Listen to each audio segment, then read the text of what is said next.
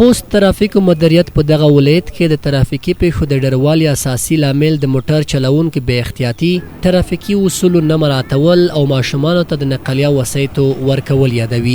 دوی زیاتوي چې د لوی اختر په شپو ورځو کې 11 ترافیکي پیښې ثبت کړي دي او په خبره ذکر شوي پیښې د خوست په بېلابېلو سیمو کې د ترافیکي قوانینو نه مراعاتولو له امله رامنځته شوي دي.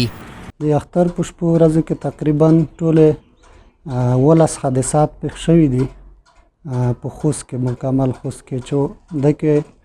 وړې حادثې، کوچنۍ حادثې، دا قسم ته سنګینې غټې حادثې، ټولې مجموعه 11 حادثې پیښې شوي دي. تیز سرعت، بې احتیاطي دا د دوی لامل دی چې حادثات پیښیږي. او بعضې کسان داسې هم شته چې د ترافیکي اصولو نه خبره دي، یا خبر دي خو بیا په عمل کې نه دی راوستلی، د دې وجې نه د حادثات منځته راشي. بلخوا د خوست ولایتي او تخصصي روغتون مسؤلینو له ژمن سره په خبرو کې ویل چې دوی ته د اختر په 4 ورځو کې 33 تنه ټپیان چې د ترافیکي پیښو ښکار شوي وو ورول شوي دي. دوی هم د ترافیکي پیښو عمده لامل د ځوانانو له لوري د موټر او موټرسایکل تیز غلول او کم عمره ماشومانو ته نقلیه وسایطو ورکول دي. د اختر په شپو ورځو کې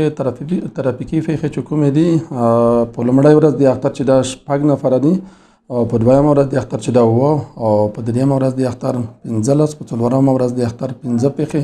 چې جمله 33 ترافیکي پیښې کېږي موږ سره په ولایتي روغتون کې ثبت شوي او ریکارډ شوي دي. خو یو علت خو دا کېدای شي چې کورنۍ باید ماشومان ته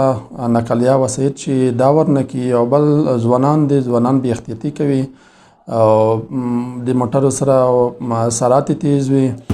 دا په داسې حال کې ده چې هر کال خوست کې د ترافیکي پیښو له امله ډېر کسان ټپیان کېږي چې زیاتره پیښې په اخترونو کې د ځوانانو د بې احتیاطۍ له امله رامنځته کېږي.